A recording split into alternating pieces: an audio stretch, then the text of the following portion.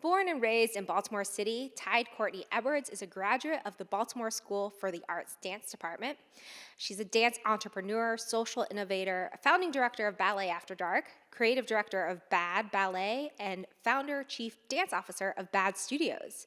She's a classically trained ballet dancer with over 2 decades training and performance expertise, and like most pre-professional dancers, has never been able to secure a company contract. Her love for dance has allowed her to launch a variety of dance-related opportunities for dancers local to Baltimore City. She's taking a leap into the future of dance and making sustainable income an option for pre-professional dancers and performers everywhere. You can read her entire bio on our website, but Creative Mornings Baltimore, please help me welcome Tyde-Courtney to the stage.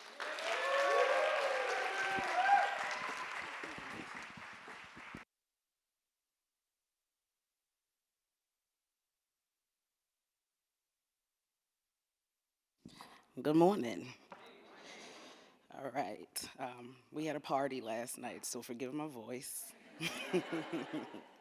But my name is Tyde-Courtney, and it's very fitting that this month's theme is movement. I am a lifelong dancer. I've had a relationship with movement for well over 30 years now. And it's interesting because I am looking at movement, visiting it, and thinking about it more as how I've used it to evolve and continuously evolve into the woman I am now. So, just to give you a little bit of background, to dig deeper into what was shared with you just now, I am a graduate of the Baltimore School for the Arts Dance Department. Thank you. I founded an organization called Ballet After Dark. We are a trauma-informed organization that provides holistic resources, somatic interventions, trauma-informed care, as well as a number of life skills workshops and community engagement opportunities. This was a passion project that started for me years ago as a result of trying to find accessible and affordable healing spaces for survivors of trauma that looked like me. And would you believe there was nowhere for me to go? Would you believe that? So I created the very resource that I needed. And I knew that if I was benefiting from it in the way that I did, then others would too. It is estimated that 10% of strongly disciplined pre-professional dancers will ever have an opportunity to receive a paid performance contract. So among me being a trauma survivor, I am also a traumatized dancer with having all of this experience, having all of this exposure and connection to this classical world and not one opportunity. So I had these skills, I had these tools, I had this training and this talent, nowhere to go with it. But I was in a really dark place that called for me to figure out how to utilize the skills otherwise. And that's what I did. I created this one organization where I'm incredibly proud to say that we have just crossed over into impacting our 1,000th community member from resources that we've created. Thank you. Residencies, assemblies, several cohorts that have been created. From there, thinking about movement, thinking about evolution, and keeping my eyes open to the lack of resources, the lack of opportunities, and also staying heavily connected to what I thought my life would be as a classically trained dancer. You couldn't tell me I wouldn't be gracing stages. I was gonna be Eartha Kitt. That's who I was her. And I felt it in my soul. And every audition I went to, I would be called on to demonstrate and then always be waitlisted. So you couldn't deny the skill that I had. You couldn't deny the technique that I had. Um, but you also couldn't hide the fact that I did not look like the other blonde hair, blue eyed dancers that I was competing against. And I think about that constantly, especially as I continue to work with young people. I continue to see them follow the same routine of struggle within the art community. One thing that still bothers me is that we are a hub for arts here in Baltimore. We produce incredible talent. When you look at the roster for Fordham University and Alvin Ailey, most of those dancers are coming from Baltimore School for the Arts. But what doesn't happen is once their contracts have expired and they're unable to find other work right away, they have to come home. And once they come home, it's nothing for them to do. They have no opportunities. If they're lucky, they could fall within the local dance studio hustle. If they're lucky, they've got to be incredibly lucky. And what I mean by that is that they have to know somebody. Okay, the dance studio circuit here is incredibly monopolized, and it's hard to break into it, especially if you've been away pursuing your career professionally. I'm watching friends who've gone on tour with Beyonce, Lady Gaga, Madonna, all of these incredible, incredible opportunities have to come home and take a job for $10 an hour, teaching children dance that don't want to dance because there's nothing here for them to do. So I think about how I can use my passion for movement to bring about change locally for our professionally trained dancers. I'm thinking about how I can take what I've already created, leverage the attention, the mainstream media opportunities I've been afforded, and really start to think about how I can evolve Ballet After Dark into something larger, something that brings more eyes, something that really contributes to Baltimore's efforts of being put on the map as not only a hub for healing, but a hub for arts also. So what do? When in doubt, you make it yourself. So that's what I did. I created Bad Ballet Dance Company as a result of understanding and having firsthand knowledge of what the struggle was of trying to get out into the world as a young working dancer. Most of the young dancers that I work with now have their BFAs in dance pedagogy and still can't get jobs. Still can't get jobs. I am watching kids couch surf. I am watching kids have to put their cars in the shop and not know whether or not they're going to be able to get to new auditions. And I'm thinking to myself, I can do something about that. I can do something about that. So then I did something about that. And before you know it, we were on season 17 of America's Got Talent because I did something about that. I brought more attention to these children. And as a result of that, we are heavily booked within the local convention circuit. They're getting corporate bookings. We just flew back from Atlanta for a 5-minute performance. They are now little celebrities. They are getting booked like nobody's business. They're getting paid like nobody's. Let me tell you something. Let me tell you something. My kids are spoiled. They are spoiled. And they know that mama keeps a long wallet so that I can make sure they have everything that they need. And creating this company culture for them was important because who knows if they would have this experience without me.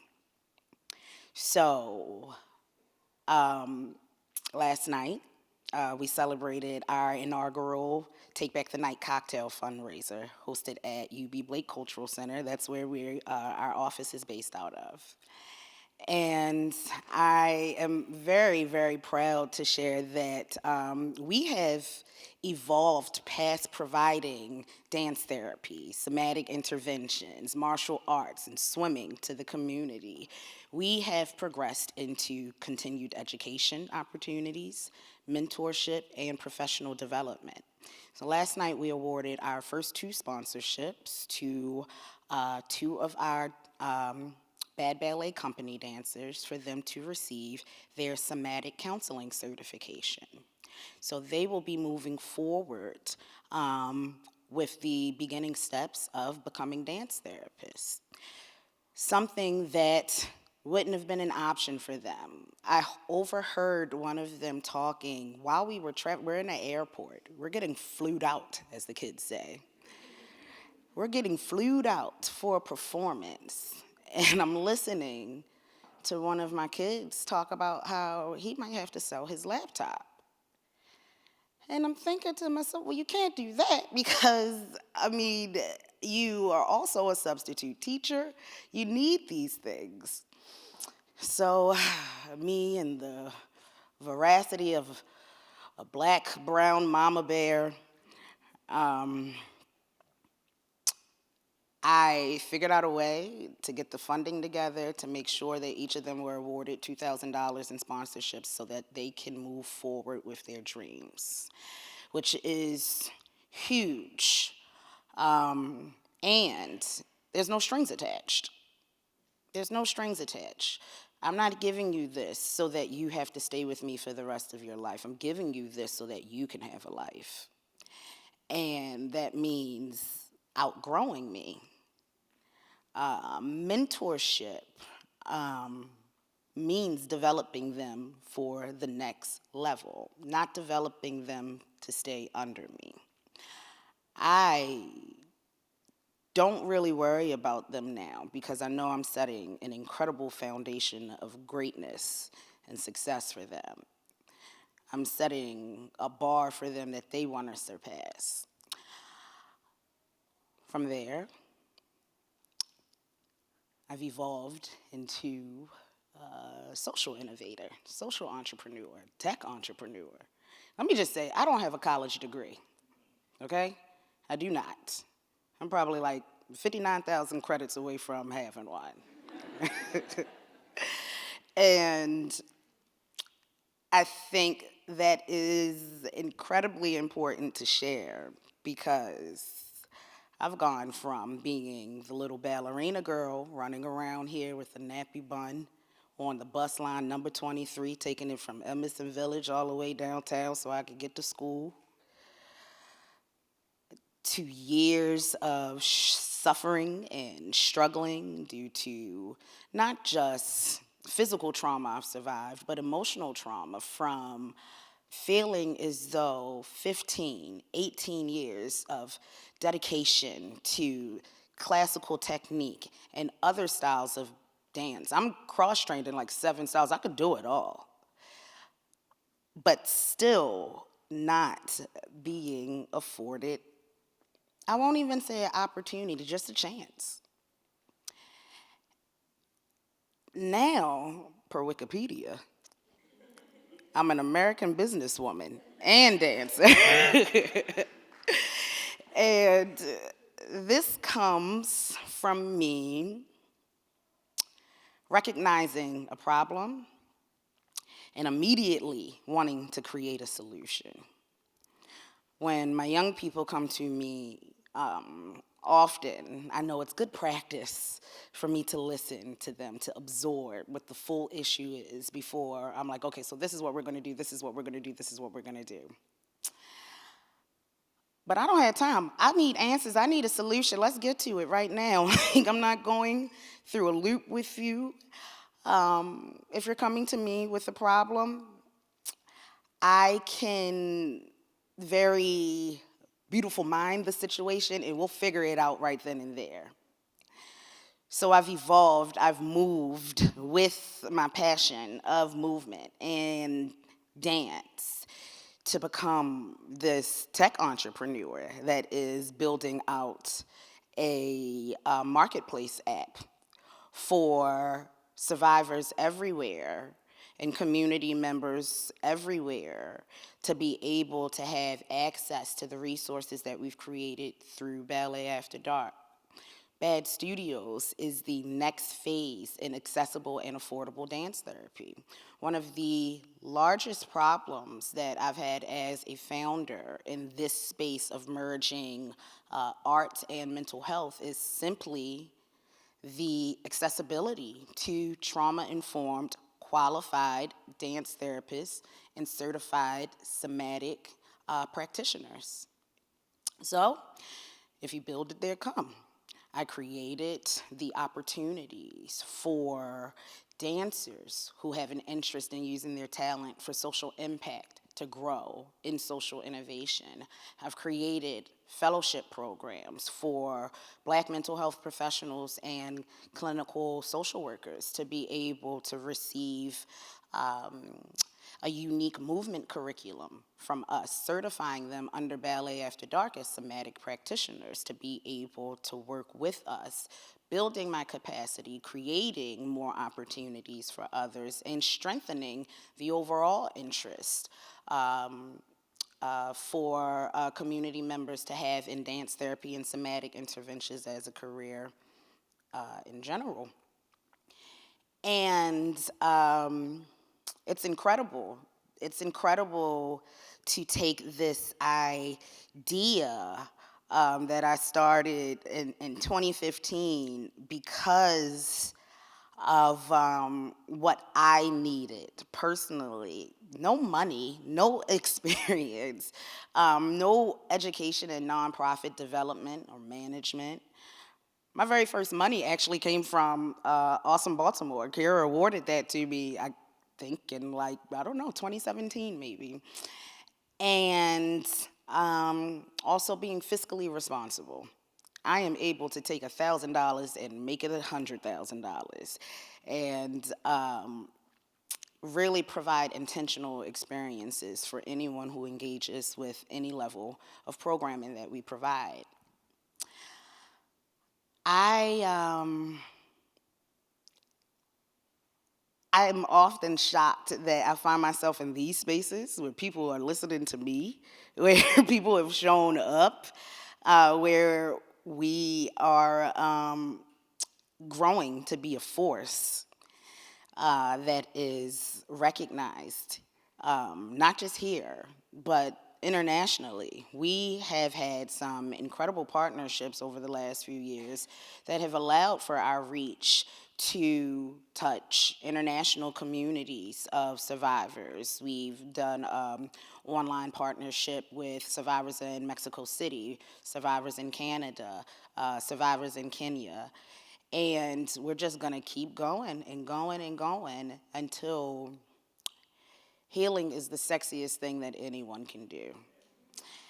And, oh, thank you. But in order for that to happen, they have to have access to it. One thing that I can say that I've honestly held on to, probably since I was a child, that if I couldn't talk about it, I could certainly dance about it. And as a survivor of multiple levels of trauma, I can say half the time I don't want to talk about shit.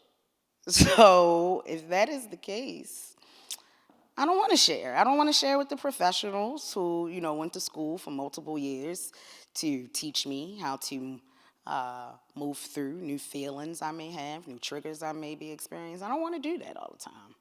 I don't. Sometimes I just want to go in the studio. I want to put on some, System of a Down and do pirouettes to metal music.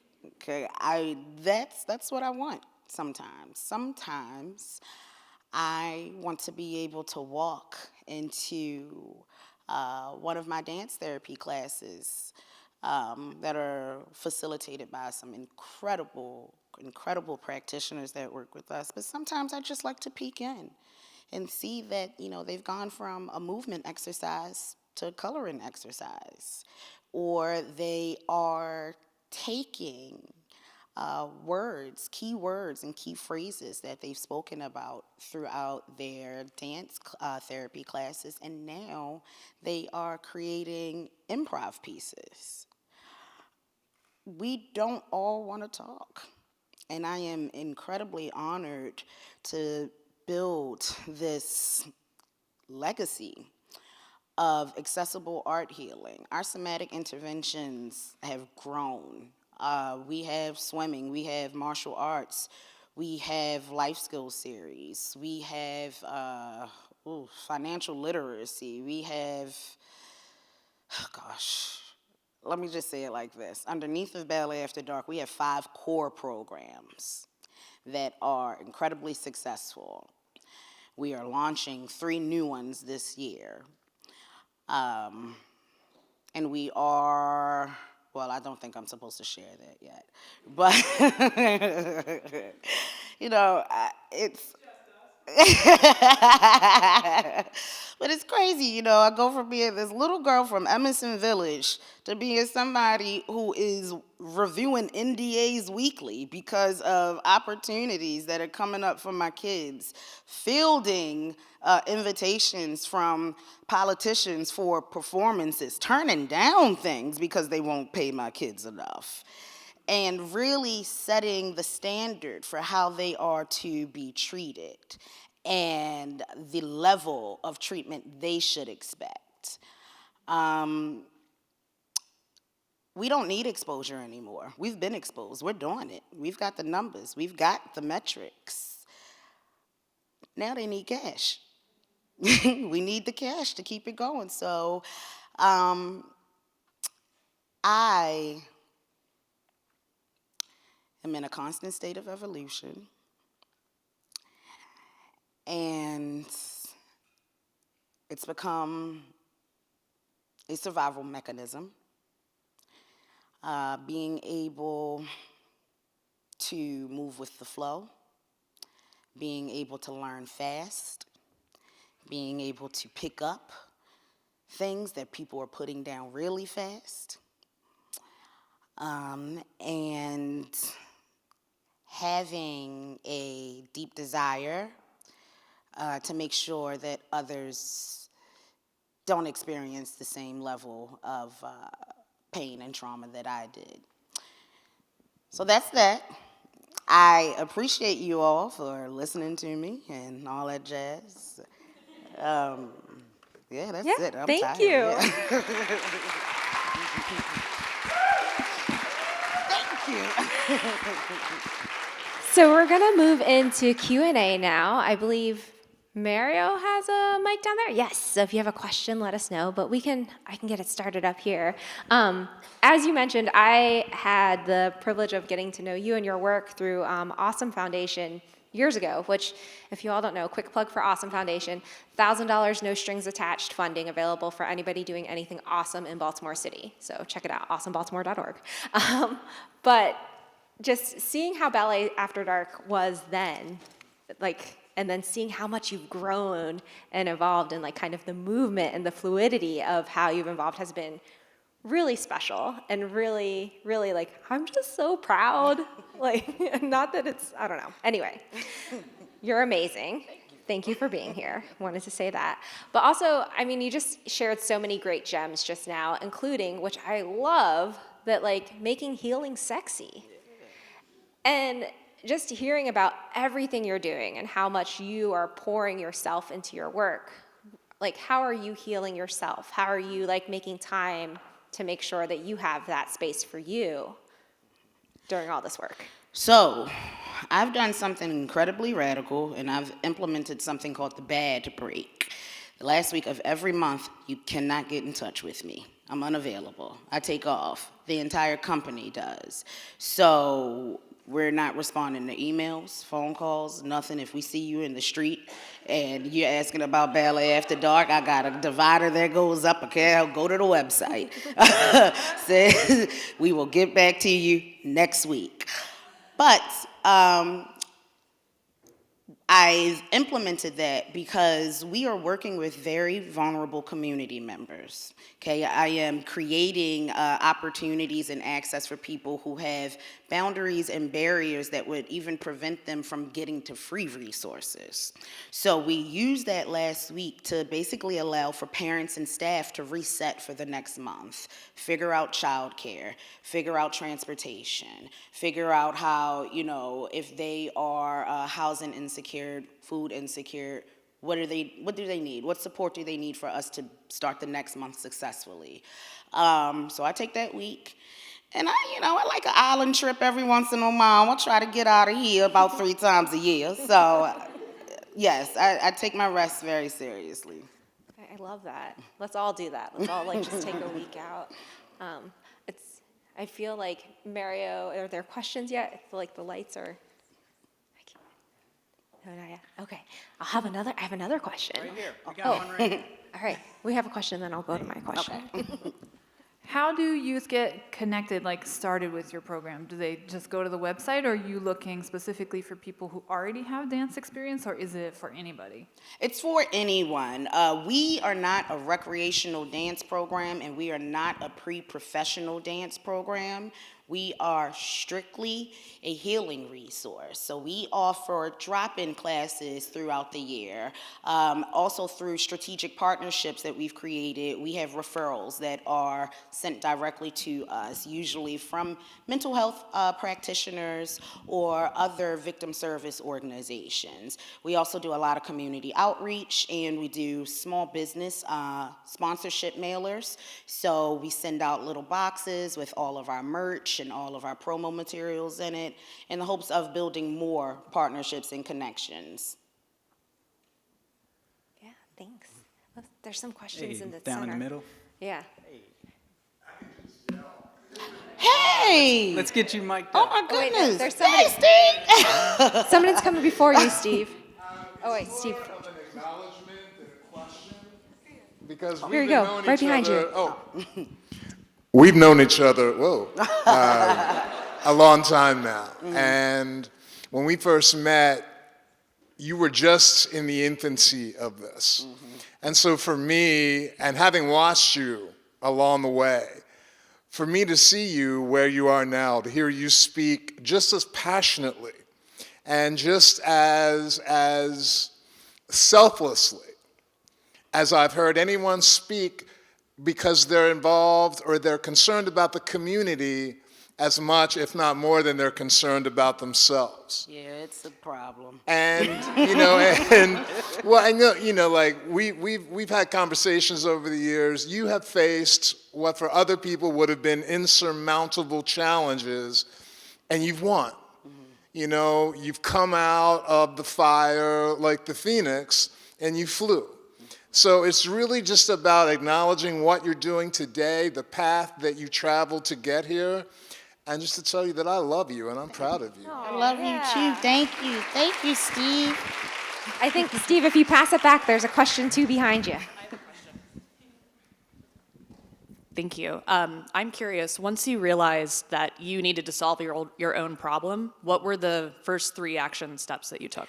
So I really needed to flip certain narratives. I needed to look at my training as a healing modality and not a technical skill, not a technical discipline, because that ship sailed. And I needed to figure out how to use the tools that I was trained in and reconnect with it as a first love and a passion. Rather it be this vehicle to a professional career. So the first thing I did was think about all of the movements throughout the 7 fundamental steps of ballet that I felt triggering, that I felt were invasive, and I figured out how to restructure it in a way so that during demonstration and execution, I was able to restore power. And if any of you are familiar with dance technique, we're usually poked, prodded, bended, contorted. They poke our butts, they flick our chest, they do all kinds of things that are humiliating to paint this picture of perfect posture and alignment. And I thought about how that education made me feel. And I knew that there was a way that I can convey this information, convey this message without making you feel horrible. So I went back to the drawing board on that. And I also started doing research on how people were using movement in the community. When I first started this dance therapy program, dance therapy was just something that was mainly a part of research projects. You would find a lot of articles published about how, this Dartmouth student was in Southeast Asia working with an organization or an orphanage that really wanted to experiment with dance. They spend a week in this orphanage, they give them some dance movement, and then, they vomit out their results. I knew that I wanted something that made people feel like they were growing through it. They were blooming with it. So revisiting the classical structure and repurposing it was one of the top things. Researching what was already available. I guess I would say trying to figure out who my competitors were, if there were any. And also trying to figure out if there was anything that was free. And usually most therapeutic resources you would access through your insurance company. Dance therapy is not paid for by insurance providers. Yoga therapy is not paid for by insurance providers. If it is not a medical diagnosis, it's very unlikely to be paid for by insurance providers. So really thinking about those three things and thinking about every single person that existed within those three categories and thinking about the barriers they would face. There was a lot of trial and error here, I'm not gonna lie. I messed up a lot, a lot of stuff. I see another question in the center here. Oh, sorry. Oh, Hello. First, shout out to Awesome Baltimore.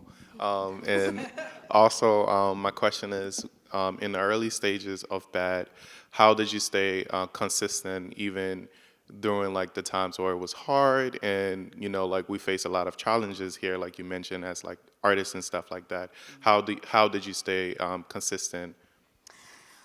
Well, honestly, I didn't. I fell off a lot of times. I was broke. So I would need to return back to working to fuel the dream. So I feel like the one thing that was probably most consistent was my inconsistence. But I think that that was a very necessary part of the journey. And I think that's something that a lot of entrepreneurs and artists don't speak on, being transparent about how, especially when you're self-funding a dream, what that looks like. I didn't know how to write grants before 2019. It was just gonna be me piloting different ways to develop income, to generate revenue so that I could rent the studio space for these classes, so that I could, spend hours in Staples creating flyers and postcards and business cards. Horrible in the beginning, but trial and error. Trial and error is the best thing, and making sure that you are approaching it as every failure being a failure towards success, and not something, if you can consider it every movement of this to be a part of evolution and not de-evolution, you're gonna be fine. You're gonna be fine. And also, don't be afraid to pivot. Don't be afraid to pivot. If you find that throughout your journey that you notice another element that will amplify what you're trying to do even more, don't be afraid to figure out a way to incorporate it. Or, you may have a conversation with someone who makes you think bigger in a way that you never thought that you could. Don't be afraid of that. It's okay to take a leap. You gotta have faith in whatever it is you're trying to pursue, And most importantly, you're the captain of your own ship until somebody give you $1 million. So earlier you mentioned revisiting the technique to figure out how to sort of reconfigure them for healing. And I was just curious, were there any movements that you found to be universally healing, or was it more individual to the person? And what are those movements, if you can share them? So I think dance overall, it's a fundamental form of expression, right? So you can dance before you even know it. Your body responds to music. Your body responds to emotion. And even babies, I mean, we start off just kicking around. We start off flailing our arms. So it's universal. It's secular. What I have found, a lot of people don't like ballet, especially if they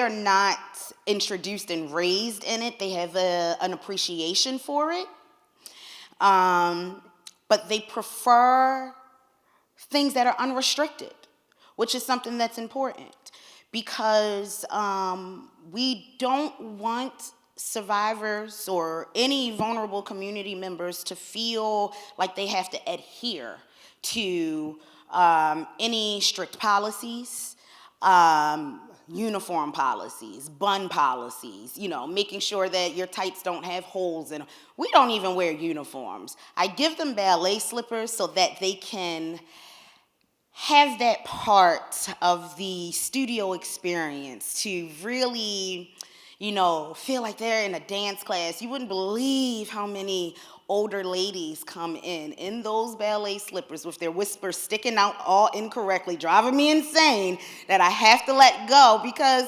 that's my trauma. That's not theirs. I've been traumatized into understanding how my ribbons must be tied and sewn, how my, ballet slipper strings have to be tucked. But also, what I like to do is create a culture of exploration. Okay, so by making sure that they have an opportunity to engage with multiple styles of movement, that's the best way for me to figure it out. So that's why, they have drop-in hip-hop classes. They have drop-in ballet classes, all beginners level and all ages also. We've even, piloted yoga workshops to see how the community engages with that. I really want their engagement with the movement programming to be based on how they're feeling that day. If you're a ballerina on Monday, you might be, Catherine Dunham on Tuesday. I don't care. I don't care. Use it up, okay? And help yourself. So it's not a specific movement. I even know that a lot of my adults are going to start swimming with us also. So I think that we may see an uptick in interest in swimming, especially when you think about how lack of access to swim education happens to be heavily rooted in white supremacy and anti-blackness, and that's why we don't have a lot of public pools. Blah, blah, blah, blah, blah. I could talk about that all day long. And, numbers related to accidental drowning deaths in black communities because black youth don't know how to swim. They don't have access to swim education. But I paid attention to that. And as a result of that, we have Aqua Ballet, which is a 6-week cohort that teaches girls and teens how to not only swim, it also makes them eligible for entry to training with our Baltimore swim team, which went to nationals, and also makes them eligible for lifeguard training. Can you just imagine in like a year we have a fleet of little black girls opening and running all of the pools throughout the city? Could you imagine that? So it's really about meeting them where they are. I don't care if they come and don't want to put on a pair of ballet slippers ever. What you want to do? I'll figure it out. I'll give it to you. Anyone else? There's one more question here, and then we'll close it out. Hi, thank you so much. I'm so inspired and love what you said about you mentor people, not so they can stay under you, but so that they can grow beyond you. Mm-hmm. And I'm curious who gave you that confidence and that generosity, and who your mentors have been and how you continue to fill your own cup. As you said, and I wrote it down, healing is the sexiest thing you can do, or the sexiest thing you can do is healing. And what heals you? So I started this journey in isolation. And I'm always going to be connected to how painful that was. I'm always going to be connected to how much gatekeeping I had to deal with, how I couldn't get space here because people thought that I was a source of competition. I couldn't get access to resources to help me strengthen my own education so that I could do this by myself. I always keep that in mind. I always keep in mind how I was treated, how I was mistreated throughout this journey. And I don't want anybody to feel that way, especially my kids. So every level of what I've created is with immense intention and generosity. And my mother has to remind me often that every step of what I've created is rooted in generosity. I give you my shoes. And I have to stop doing that because I've given so much. So a part of my healing is also sitting with the accomplishments and understanding that I'm not only doing a good job, I've done a great job. And making sure that over the years, I have built a team of volunteers and staff members and contractors that hold me accountable to my rest and to my healing, and make sure that for as much as I put into everyone else, that I at least try to put a fraction of that back into myself. And it's not easy. It is not easy. And I think what happens is a lot of people who are in community impact and just program development and nonprofit spaces overall think that we're supposed to keep our hearts on our sleeves and be available 100% of the time, and it is just not a recipe for success. I can't show up and do what I need to do for you if I'm not doing anything I need to do for myself. And it's a hard lesson I've had to learn. But, you know, I have so much joy in this, and I am experiencing so many full circle moments with this that's healing within itself. And again, my 3 island vacations a year, honey. Okay, I likes to get out of here. Take me somewhere tropical. I need it. But yeah, listen, I work hard to get the money so I can make sure the opportunities are there, and also so I can take care of myself. I've grown past the days of getting, you know, the grant money and making sure everyone was paid and taken care of except for me. I'm not doing that no more, okay? No, no, no, no, no. So when I write my operating budget, my break is right at the top, and then everything else is gonna fall underneath. But I gotta keep myself together.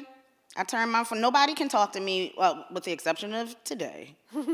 I'm not available before 10 a.m. My mornings are mine. They're mine. I don't care if the house is on fire. Leave me alone. You better pray that I telepathically got out of there or something. I am not to be bothered. Not to be bothered. But boundaries. Boundaries, definitely. Shout out to boundaries. Yeah. Thank you so much, Tyde-Courtney. This Thank has been you. truly, truly, truly so amazing. Thank you all for being here.